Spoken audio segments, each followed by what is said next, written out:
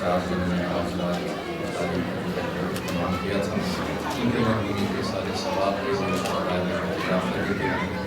ایک مرتبہ سورہ فاتحہ میں صلوات اللہم صلی علی محمد و آل محمد و عجل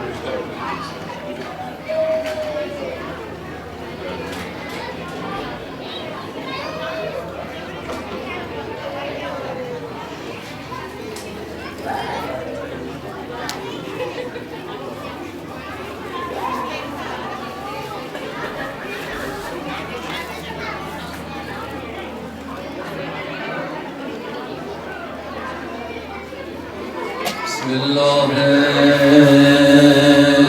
الرحمن الرحیم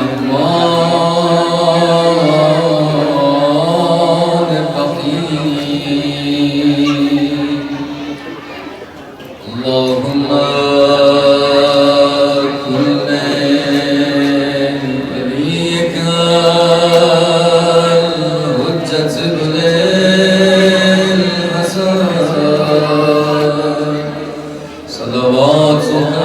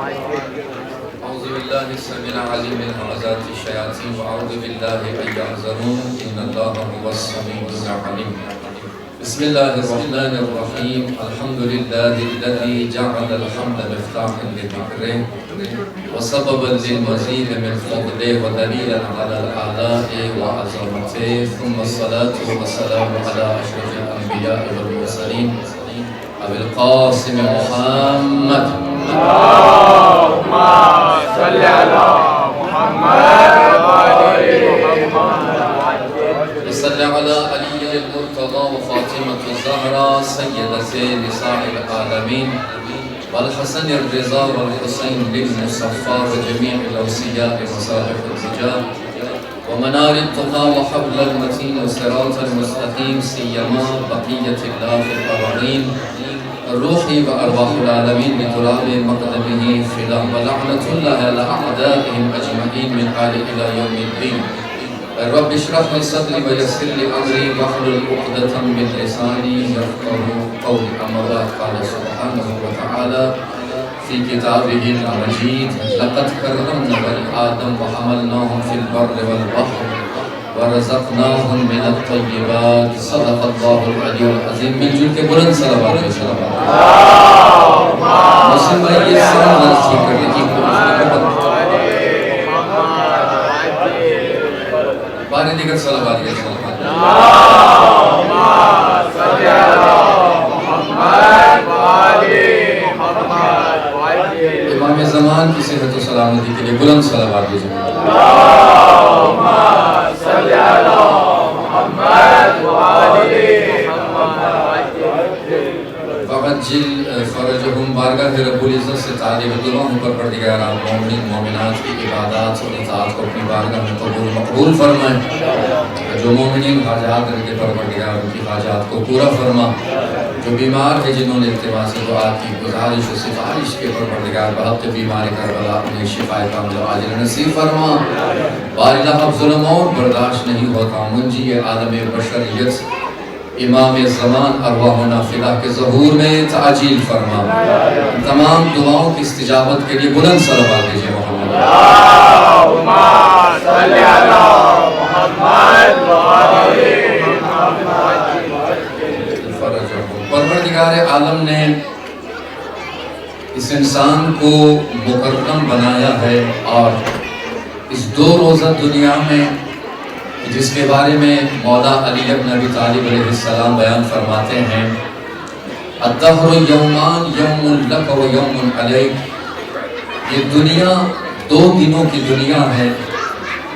یوم علیک، ایک دن یہ دنیا تمہارے خلاف ہے، اور ایک دن یہ دنیا تمہارے فائدے میں ہے۔ جس دن یہ دنیا تمہارے فائدے میں ہو تو کبھی بھی غرور و تکبر میں مبتلا نہیں ہونا ہے۔ یہ دنیا ہے ہی اسی طرح، انما الحیات الدنیا لعب و لہو، یہ دنیا ایک بازیچے کی طرح ہے، اور مجھے لگتا ہے کہ اسی آیت کو سامنے رکھتے ہوئے غالب نے یہ مصرعے کہے ہیں کہ بازیچے اطفال ہے دنیا میرے آگے، ہوتا ہے شب و روز تماشا میرے آگے۔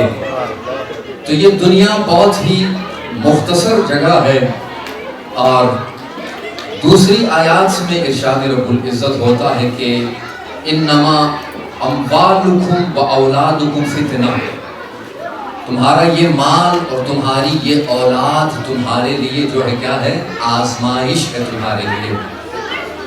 اور فتنہ یہاں پہ وہ فتنہ نہیں ہے جو ہم اردو میں استعمال کرتے ہیں، بلکہ یہاں پہ آزمائش کے معنی میں ہے۔ یہ اولاد اور یہ مال انسان کے لیے کیا ہے، باعث آزمائش ہے۔ ایک مرتبہ مل جل کے صلوات دیجیے محمد۔ اللہم صلی علی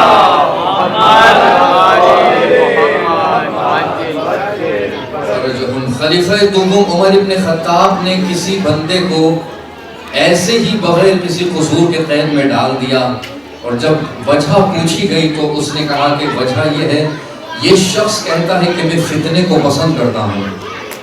تو کیسے ہو سکتا ہے، یہ خود اقرار کر رہا ہے کہ میں فتنے کو پسند کرتا ہوں، اور اس چیز کو، جس چیز کو میں دیکھ نہیں سکتا اس چیز پہ میں یقین رکھتا ہوں۔ اور جب عمر ابن خطاب کے سامنے اس بندے خدا کو لے آیا گیا، اور ایک اور بات اس نے کہی کہ میں حق سے بیزار ہوں، عمر نے کہا کہ یہ خود اقرار کر رہا ہے، فوراً اس کو زندان میں ڈال دو۔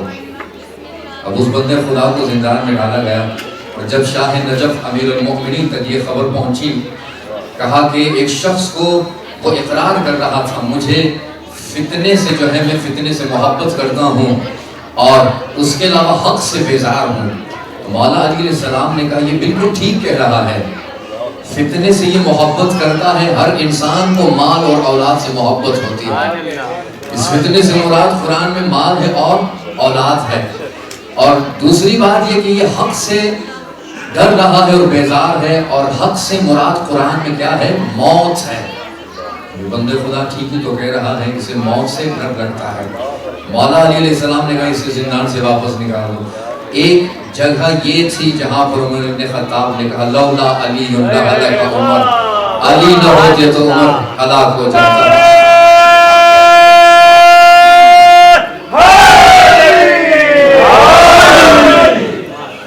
پروردگار عالم نے اس انسان کو واقعی اگر آپ دیکھیں اس 2 روزہ دنیا میں کس قدر پروردگار عالم نے اس انسان کو بڑی بڑی نعمتوں سے نوازا ہے، اور وہ جانتا ہے کہ یہ انسان اس کی فطرت میں ہے کہ یہ آئیڈیل پسند ہے، یہ انسان آئیڈیل پسند ہے۔ دیکھیں اب اگر کوئی جوان ہے وہ کسی فٹ بال پلیئر کو جو ہے اپنے لیے آئیڈیل بناتا ہے اور کہتا ہے میں اسی طرح فٹ بالر بنوں گا، کوئی حرج نہیں۔ کوئی جوان اگر مذہب سے، دین سے بھی لگاؤ رکھے اور ساتھ میں اسپورٹ سے بھی لگاؤ رکھے، اس میں کیا حرج ہے؟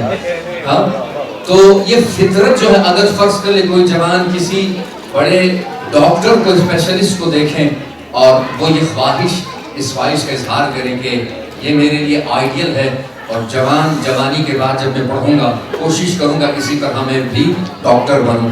یا اگر فرض کر لے کوئی جوان کسی عالم دین کو مجتہد کو، آیت اللہ اور عظمہ کو، کسی عارف کو دیکھیں اور دل میں یہ خواہش کا اظہار کرے کہ میں بھی کاش طالب علم بنوں اور اسی طرح مولانا بنوں، حجت الاسلام بنوں، مجتہد بنوں۔ بہرحال یہ فطرت والی چیز جو ہے یہ پروردگار عالم نے کہ ہر انسان کیا ہے، فطری چیز کو مد نظر رکھتے ہوئے آئیڈیل پسند ہے۔ یہ انسان کی فطرت میں ہے، انسان کسی نہ کسی چیز کو اپنے لیے آئیڈیل بناتا ہے۔ جس طرح کہ امام زمان علیہ السلام بیان فرماتے ہیں میری ماں زہرا سلام اللہ علیہا میرے لیے بھی آئیڈیل ہے۔ امام زمان علیہ السلام یہ بیان فرماتے ہیں۔ اب اسی خاص توجہات کا طالب رہوں گا میں، بڑی تیزی میں کچھ معروضات آج عرض کرنے جا رہا ہوں کہ پروردگار عالم نے اسی فطرت انسان کو مد نظر رکھتے ہوئے جو ہے کہ انسان آئیڈیل پسند ہے، قرآن میں کئی جگہوں پر جو ہے اسی کے متعلق گفتگو ہوئی ہے۔ جس طرح کہ قرآن میں ہے، میں پچھلی رات بھی عرض کر رہا تھا کہ یہ جو قرآن میں داستانیں بیان کر رہا ہے پروردگار عالم، 282 یا 285 داستانیں ہیں، تو یہ ایسی ہی داستانیں نہیں ہیں۔ کہیں پر یوسف کی داستان ہے، کہیں پر موسیٰ کی داستان ہے، کہیں پر حضرت نوح کی داستان ہے، کہیں پر حضرت لوط کی داستان ہے، کہیں پہ حضرت آدم کی داستان ہے، کہیں پہ سلیمان کی داستان ہے۔ اللہ کہہ رہا ہے کہ یہ داستانیں عام کتابوں کی طرح داستانیں نہیں ہیں، وجہ خود بیان کر رہا ہے وَكُلًّا نَقُصُّ عَلَيْكَ مِنْ أَنْبَاءِ الرُّسُلِ مَا نُثَبِّتُ بِهِ فُؤَادَكَ وَجَاءَكَ فِي هَٰذِهِ الْحَقِّ۔ یہ جو داستانیں میں بیان کر رہا ہوں اس میں تمہارے لیے عبرت ہے تاکہ تم پڑھو اور تمہارا دل کیا ہے، مضبوط ہو جائے۔ اب اگر کوئی جوان قرآن میں حضرت یوسف کی داستان پڑھے گا تو کل کو کیا اپنے نفس پر کنٹرول کرنے کی طاقت وہ حاصل کرے گا۔ اگر حضرت موسیٰ حضرت ابراہیم کی داستان کو پڑھے گا تو صبر کا درس لے گا۔ اگر حضرت آدم کی داستان کو پڑھے گا تو کیا آزمائش اور امتحانات ربانی کے لیے اپنے آپ کو تیار کرے گا۔ بس پروردگار عالم نے ان تمام چیزوں کو مد نظر رکھتے ہوئے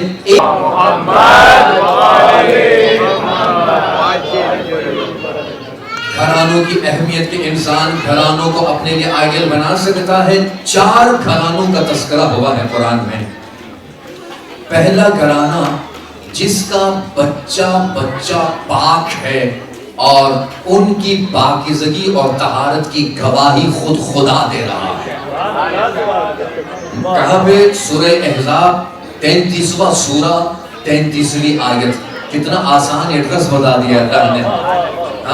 33واں سورہ 33ویں آیت میں اس گھرانے کی طہارت کے متعلق اللہ گفتگو کر رہا ہے کہ جس کا بچہ پاک ہے، یعنی طاہر ہے۔ طاہر اس میں عربی میں اس میں فاعل ہے، طاہر بھی ہے مطہر بھی ہے، یعنی پاک کرنے کی صلاحیت بھی رکھتے ہیں اور وہ پاک بھی ہے، پاک کرنے کی صلاحیت بھی رکھتے ہیں اور خود ایک مرتبہ صلوات بھیجئے محمد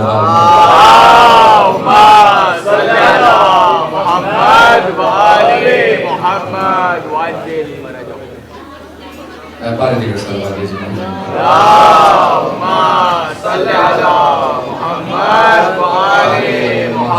پارے دیگر صلوات بھیجئے محمد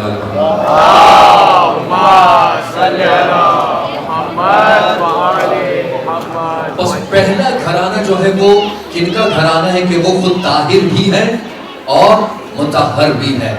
مطہر ہے، دلیل کیا ہے؟ انما یرید اللہ لیذھب عنکم الرجس اہل البیت ویطہرکم تطہیرا۔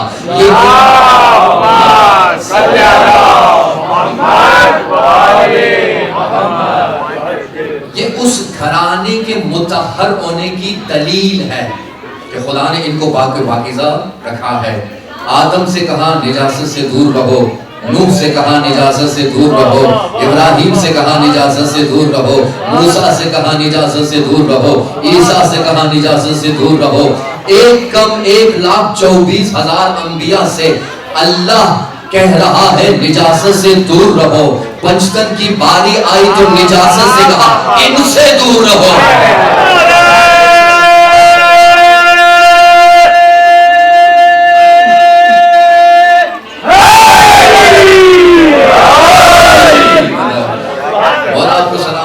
ایسی معرفت زندہ رہے پروردگار عالم آپ کو سلامت رکھے.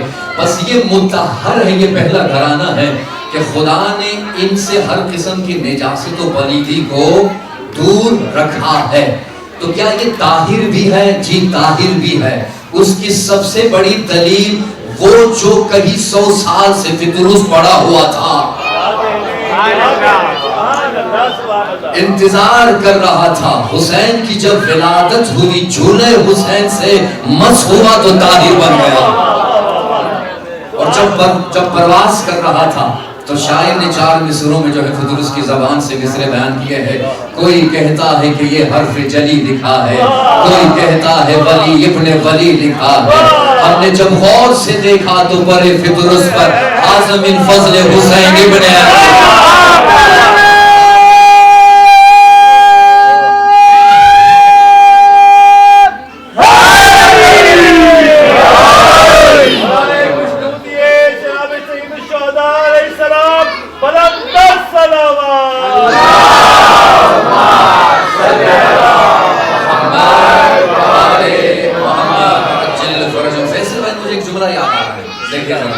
حسین وہ ہے کہ جسمی لحاظ سے بھی کسی کو پاک کر دے اور روحی لحاظ سے بھی پاک کر دے.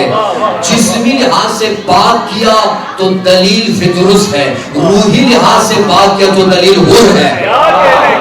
بس عیسیٰ وہ جو مردوں کو زندہ کرے، حسین وہ جو روحوں کو زندہ کرے.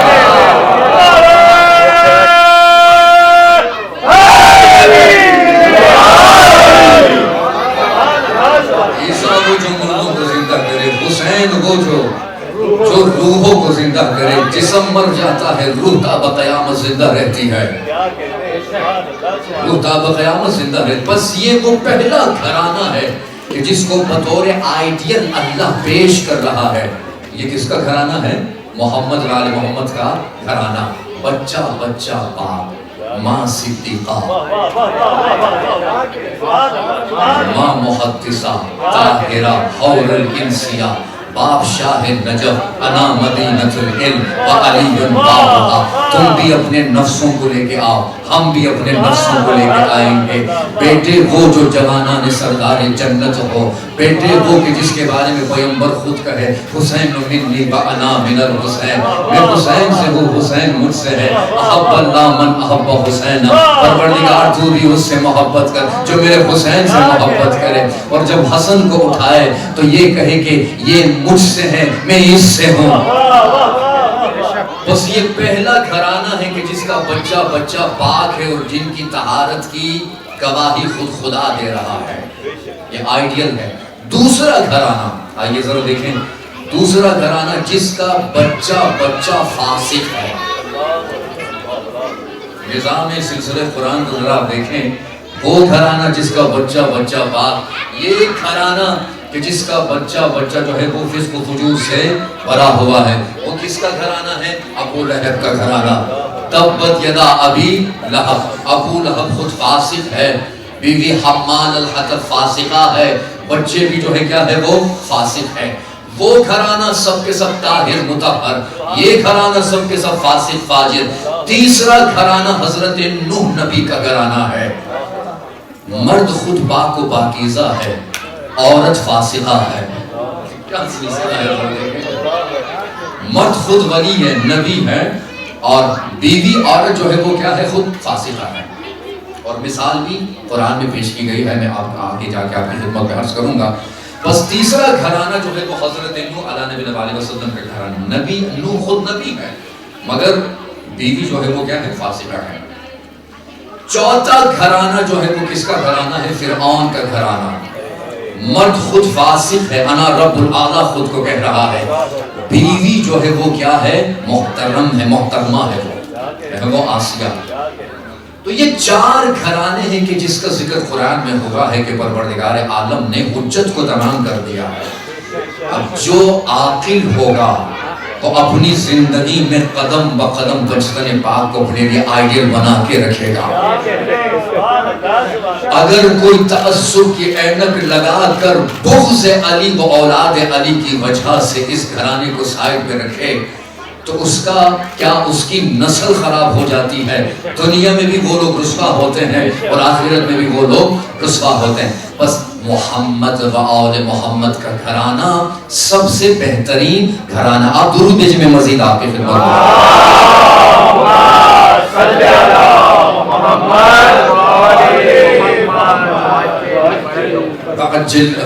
اور اگر آپ اس گھرانے کی بنیاد کو ذرا دیکھیں، اللہ اکبر، اس گھرانے کی بنیاد کو اگر آپ دیکھیں، وہ بی بی وہ خدیجہ سلام اللہ علیہا، ایک ایسی ہستی کہ جس کے بارے میں روایات میں بہت کچھ کہا گیا ہے، احادیث میں بہت کچھ کہا گیا ہے.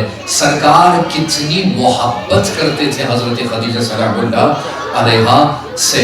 یہ وہ ہستی ہے عزیزان من کہ بعثت کے 10 سال کے بعد 2 ایسی بڑی مصیبتیں سرکار دو جہاں حضرت محمد مصطفیٰ صلی اللہ علیہ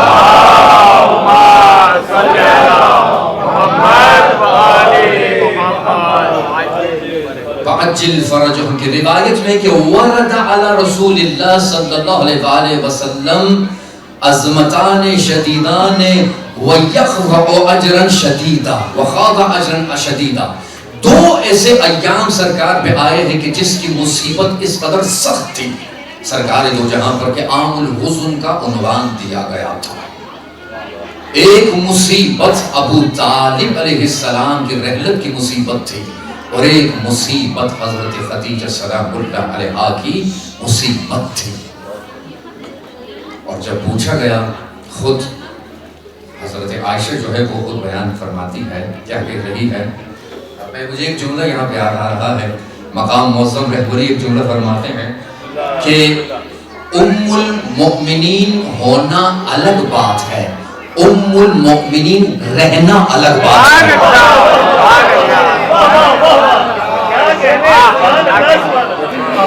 یہ خوبصورت جملہ جو ہے مقام معظم رہبری آیت اللہ خامنی بیان فرما، ام المؤمنین ہونا الگ بات ہے، رہنا الگ بات ہے، رہنا الگ بات ہے.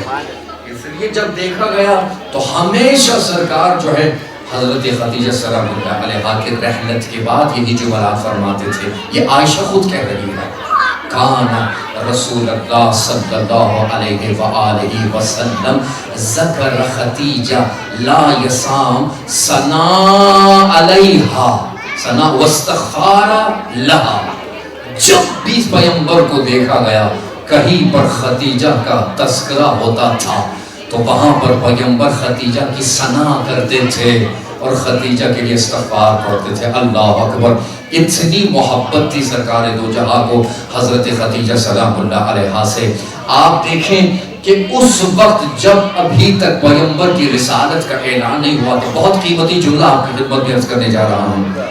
خدیجہ وہ ہے کہ پیغمبر کی رسالت سے پہلے چہرے محمد پہ رسالت کا نور دیکھے اسے خدیجہ کہتے ہیں. رسالت سے پہلے سرکار کے چہرے مبارک پہ رسالت کا نور دیکھیں، رسالت کا نور دیکھیں. اس ہستی کا نام کیا ہے؟ اس ہستی کا نام خدیجہ ہے. روایات میں ہے کہ ائمہ معصومین علیہ السلام بیان فرماتے خیر النساء علی العالمین خدیجہ آسیہ مریم و فاطمہ سلام اللہ علیہا، کہ عورتوں میں سے سب سے بہترین عورتوں کا کیا نام ہے؟ خدیجہ ہے، آسیہ ہے، مریم ہے اور حضرت زہرا سلام اللہ علیہا.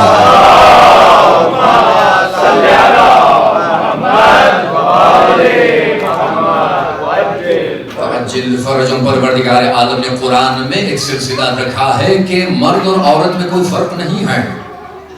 اگر کہیں پہ آواز آ رہی ہے مسلمون مسلمات طیبین طیبات. دیکھیں کہیں پر مرد کے بعد من عمل صالحا من ذکر او انثی، عمل صالح کوئی بھی انجام دے، چاہے وہ مرد ہو چاہے وہ عورت. خدا کو سلامت رکھے. کچھ تو تھا کہ حضرت نوح اور لوط کی بیویوں کی مثال دی جا رہی ہے، کسی کے لیے نہیں پہنچا سکتا. ضرب اللہ مثلا للذین کفروا امرأۃ نوح و امرأۃ نوح. اللہ وہ ہے کہ کافرہ عورتوں کے لیے حضرت نوح اور حضرت لوط کی بیویوں کی مثال دے رہا ہے. کافرہ قید لگا رہا ہے، کافرہ سب کے لیے نہیں. بغیر کسی حکمت و مصلحت کے خدا کچھ بیان نہیں. کچھ تو تھا کہ حضرت لوط و حضرت نوح کی بیویوں کی مثال دی جا رہی ہے. کا مثل کیا؟ امرأۃ نوح و امرأۃ لوط. نوح کی بیوی اور لوط کی بیوی کی مثال دی جا رہی ہے. اور اسی طرح جب مومنہ عورتوں کے بارے میں گفتگو ہوتی ہے، اسی آیت میں اللہ کہہ رہا ہے ضرب اللہ مثلا للذین آمنوا امرأۃ فرعون. مومنہ عورتوں کے بارے میں جب گفتگو کرتا ہے تو حضرت پروردگار عالم حضرت آسیہ کی مثال دے رہا ہے. اور اسی آیت میں مریم بنت عمران کی مثال دی جا رہی ہے. عجب نہیں ہے خدا بغیر کسی حکمت کے، جب خدا کا نبی وحی کے بغیر، اس لیے پروردگار عالم نے آئمہ محمد صلی اللہ علیہ وسلم بیان فرماتے ہیں کہ 4 ایسی عورتیں ہیں جس کا ذکر قرآن میں جس کے بارے میں کہا گیا کہ یہ خیر النساء العالمین ہے، خیر النساء العالمین ہے. حضرت خدیجہ سلام اللہ علیہا کی زندگی کو اگر آپ دیکھیں کہ جب آپ دیکھیں یہ لطف خدا ہے حضرت خدیجہ پہ، مقام ذرا دیکھیے، عظمت خدیجہ کو ذرا دیکھیں. باپ خدا جب میں یہ روایات پڑھ رہا تھا، کچھ ایسی ہستیاں ہیں کہ جن کا تذکرہ تاریخ میں بہت کم ہوا ہے، حالانکہ حد سے زیادہ ان ہستیوں کا ذکر ہونا چاہیے. ان ہستیوں میں سے ایک ہستی کا نام کیا ہے؟ حضرت خدیجہ سلام اللہ علیہا. آج اگر ہم مجلس خدیجہ سلام اللہ علیہا کا اہتمام کر رہے ہیں تو آپ جانتے ہیں کہ آپ کے آنے سے پیغمبر خوش ہو رہے ہیں، حضرت زہرا سلام اللہ علیہا خوش ہو رہی ہے، مولا علی ابن ابی طالب علیہ السلام خوش ہو رہے ہیں. آقا استاد جو ہے درس میں بیان فرما رہے تھے کہ خدیجہ سلام اللہ علیہا 11 اماموں کی ماں ہے. آقا ڈاکٹر رفیع بیان فرماتے ہیں کہ جب میں نے کسی درس میں یہ پڑھا تھا تو مجھے مقام معظم رہبری میں یہ کہا تھا کہ خدیجہ 11 اماموں کی نہیں 12 اماموں کی ماں ہے، مولا علی کی بھی ماں ہے. کیوں؟ اپنے ہاتھوں سے علی کو کھلاتی تھی. اللہ اکبر اللہ اکبر اللہ اکبر. مقام خدیجہ یہ کہ روایت میں ہے کہ جب سرکار دو جہاں حضرت محمد مصطفیٰ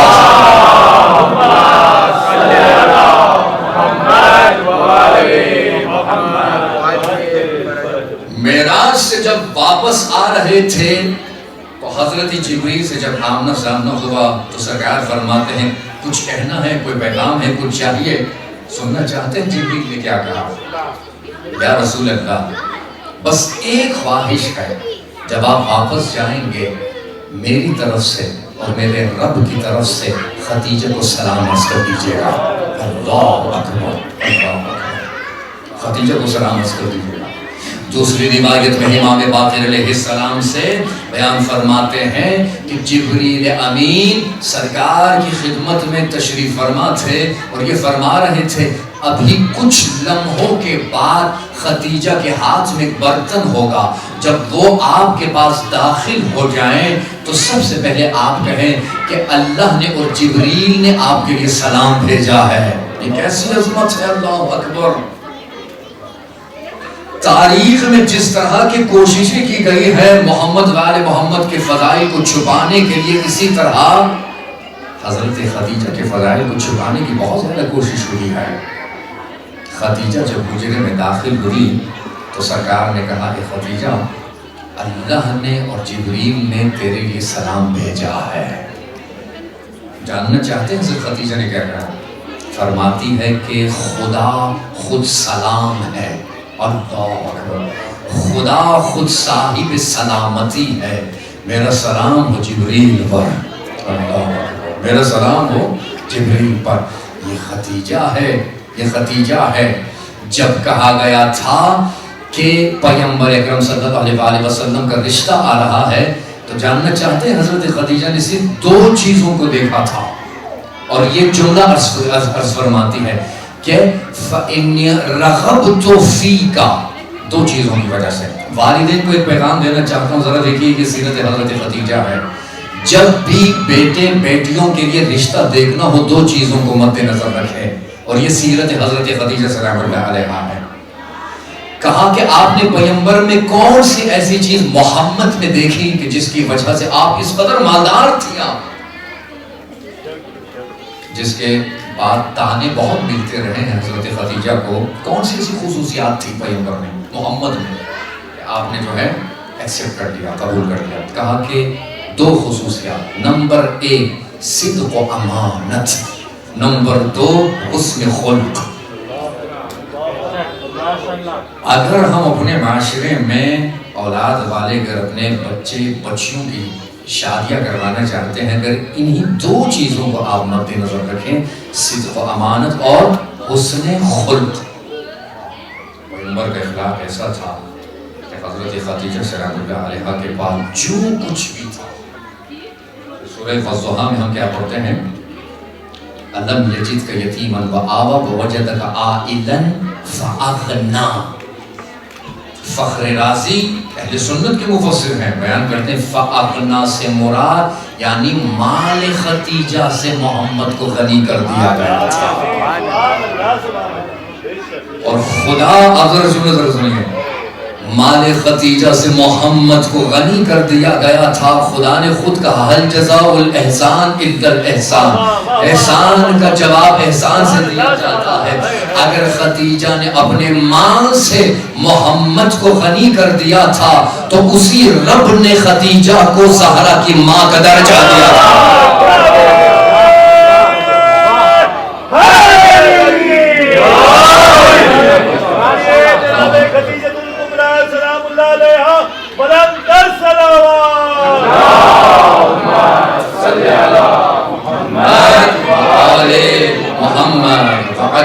فَهَلْ جَزَاءُ الْإِحْسَانِ إِلَّا الْإِحْسَانِ۔ اس قدر جب حضرت زہرا سلام اللہ علیہا ماں کی شکم میں تھی، یہی قریش اور بنی ہاشم کی عورتوں سے التجا کر رہی تھی خدیجہ۔ ظاہر ہے عورت کو ایک خاص وقت میں جو ہے کچھ عورتوں کی مدد چاہیے ہوتی ہے، لیکن اس وقت کسی عورت نے بڑھ کے جو ہے خدیجہ کی مدد نہیں کی تھی۔ اپنے حجرے میں تنہا رو رہی تھی، اچانک دروازہ کھلا اور بنی ہاشم کی عورتوں کی طرح 4 عورتیں حجرے میں داخل ہوئی اور کہا ہم مدد کے لیے ہیں۔ آسیہ ہے، ام کلثوم ہے، خدیجہ اور مریم ہے۔ اسی طرح جو ہے یہ بیویاں جب حجرے میں داخل ہوتی ہے تب خدیجہ کو تسلی ہو جاتی ہے۔ یہ مدد کہاں سے آئی ہے؟ پروردگار عالم کی بارگاہ کی طرف سے مدد آئی ہے۔ خدیجہ سلام اللہ، میں بس اپنی گفتگو سمیٹ رہا ہوں، خدیجہ سلام اللہ علیہا کی زندگی میں اگر آپ دیکھیں چند چیزیں ایسی ہے کہ اگر انسان اپنی زندگی میں ان چند چیزوں پہ عمل کرے تو یہ انسان دنیا اور آخرت میں کامیاب ہو جائے۔ ایک مرتبہ آپ درود بھیجیں، میں آپ کی خدمت میں عرض کرتا ہوں۔ اللہم صلی علی محمد و آل محمد۔ سب سے پہلی صفت حضرت خدیجہ سلام اللہ علیہا کی کیا ہے؟ ایثار۔ ایثار، ایک ہے انفاق، ایک ہے ایثار۔ انفاق کا مطلب یہ ہے کہ 2 گلاس پانی ہو یہاں پہ، اگر میرے پاس کوئی پیاسا بیٹھا ہو، 1 گلاس اٹھا کر اس کو دوں، 1 گلاس کو اٹھا کر پی لوں۔ یہ کیا ہے؟ یہ انفاق ہے۔ قرآن میں بھی وہی ارشاد ہوتا ہے لن تنالوا البر حتى تنفقوا مما تحبون۔ جب بھی خدا کی راہ میں انفاق کرنا چاہو تو اس چیز کو انفاق کرو جس چیز سے تم محبت کرتے ہو، یہ انفاق ہے۔ ایک ہے ایثار، مجھے پیاس شدت کی لگی ہے، میرے پاس ایک شخص بیٹھا ہے، اس کو بھی پیاس لگی ہے، مگر پانی کا صرف ایک گلاس ہے، میں خود نہ پیوں، پاس میں بیٹھے ہوئے پیاسے شخص کو پلاؤں اور خود پیاسا رہوں، اس کو کیا کہتے ہیں؟ اس کو ایثار کہتے ہیں۔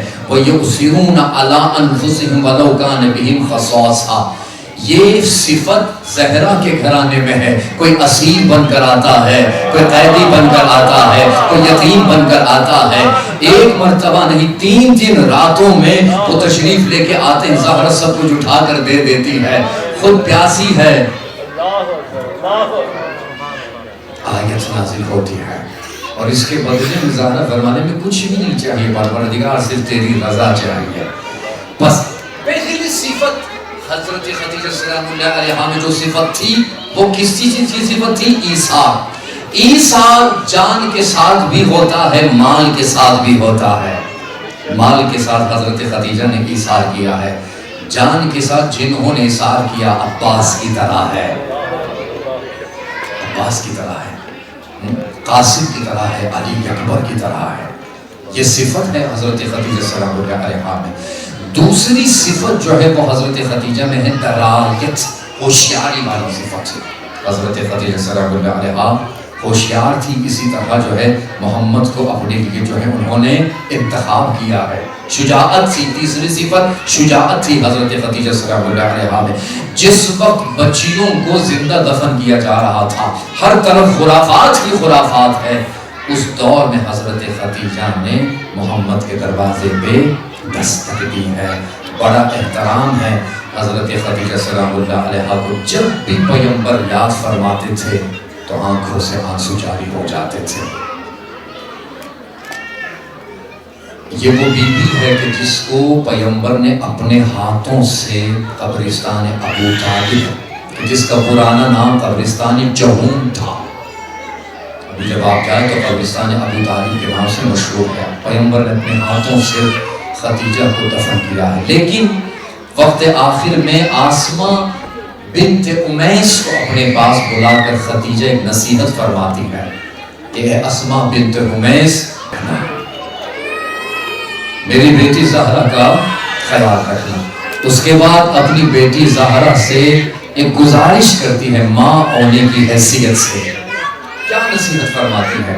بیٹی زہرا، جا کے اپنے پاپا سے کہو کہ ان کفنوں میں سے اپنا ایک کفن مجھے دے دے۔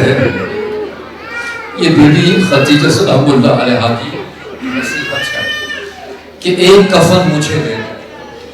حضرت زہرا جب بابا کے پاس تشریف لے کے آتی ہے ماں کا پیغام پہنچانے کے لیے، تو اتنی دیر میں جبریل جنت سے خدیجہ کے لیے کفن لے کے آتے ہیں اور پیغمبر کی خدمت میں پیش کرتے ہیں۔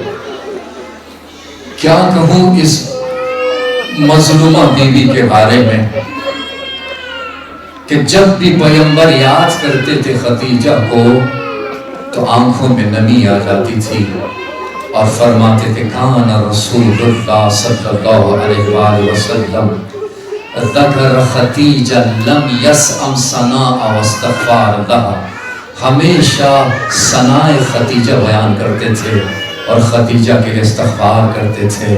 یہ پیغمبر کی محبت ہے حضرت خدیجہ کی نسبت۔ عجب نہیں ہے کہ پیغمبر نے انہی ہاتھوں کے ساتھ خدیجہ کو دفن کیا اور اسی کفن سے جو جنت سے جو کفن آیا تھا خدیجہ کے لیے۔ مجھے ایک جملہ یاد آ رہا ہے، جب کفن کی بات چلی ہے تو ایک جملہ آپ کی خدمت میں عرض کروں کہ خود مصطفیٰ جب اس دنیا سے رخصت ہوئے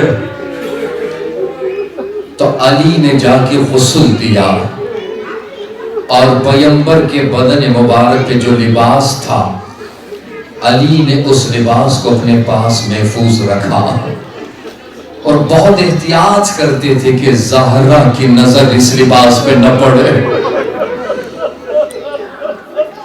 پیغمبر کی رحلت کے کچھ دنوں کے بعد حضرت زہرا رو کر فرماتی ہے ابوالحسن، کیا مجھے بابا کا وہ لباس مل سکتا ہے؟ علی کو تعجب ہوا اور فرمانے لگے بی بی کیوں نہیں؟ اے بنت رسول اللہ کیوں نہیں؟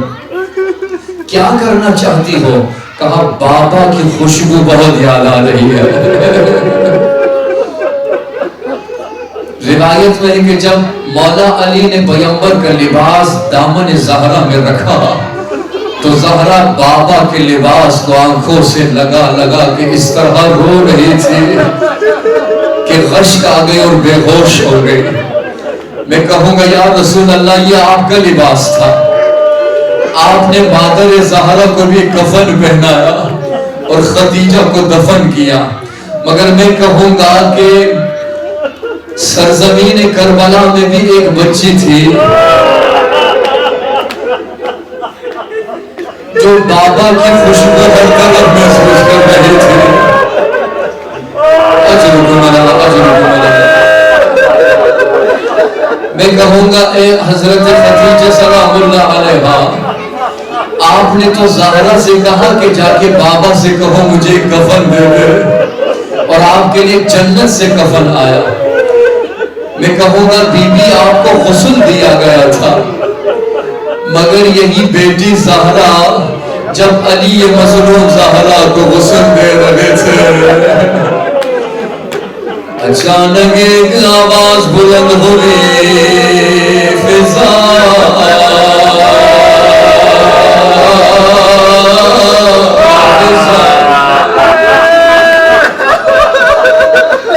آج ماں بیٹی کا گلشن پیش کرنے جا رہا ہے۔ جس طرح خدیجہ مظلومات سے بڑے بڑے تانے سنے، اس طرح بیٹی زہرا مظلومات سے۔ علی جب زہرا کو غسل دے رہے تھے، بچوں سے کہا بلند بلند آواز سے گریہ نہ کرو، کیوں؟ مجھے زینب کی فکر ہو رہی ہے۔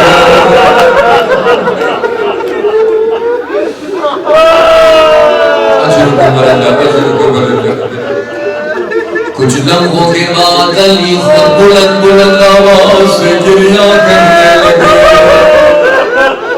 فضا پوچھتی ہے مولا ابھی کچھ دیر پہلے آپ نے کہا بلند بلند آواز سے گریہ نہ کرے، زینب پریشان نہ ہو جائے۔ مولا ابھی آپ خود بلند بلند آواز سے کیوں رو رہے ہیں؟ سادات تشریف فرما، اجازت لے کے جملہ پڑھتا ہوں۔ مولا علی رو کر جواب دیتے فضا کیوں نہ بلند بلند آواز سے، آج مجھے پتا چلا میری زہرا، کیا پتا چلا علی کو؟ سن کے گریہ کرے، کیا پتا چلا تھا علی کو؟ آج پتا چلا میری زہرا جب نماز پڑھتی تھی اپنا باپ پسلیوں پہ گھستا۔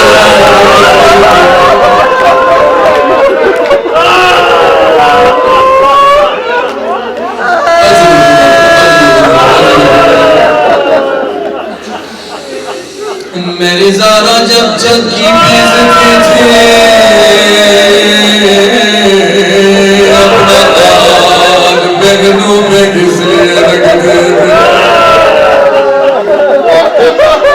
اب لوگ کی گریہ کریں مادر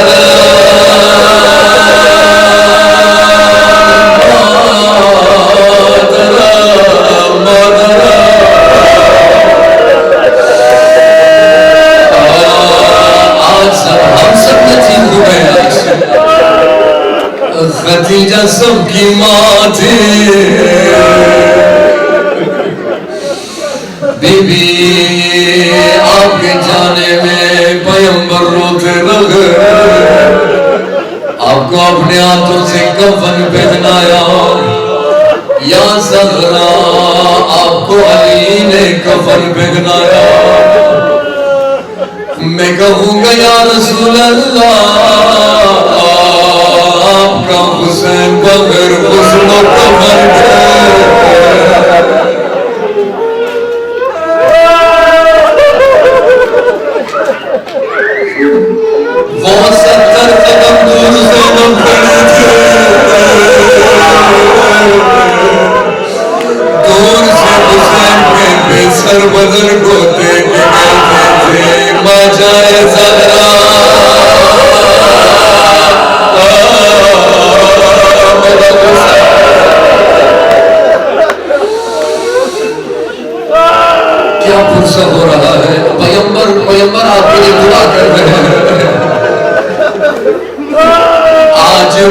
جنت البقیع قریب ہے.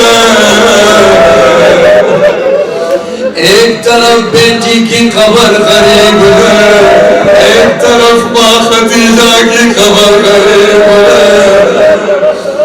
کوئی شمع کوئی چراغ جلانے والا نہیں. تسلیت پیش کرتے یا رسول اللہ, یا رسول اللہ, السلام علیکم یا ام المؤمنین یا خدیجہ سلام اللہ علیہا. نسأل الله من القوم الظالمين سيظلم الذين ظلموا أي منقلب ينقلبون.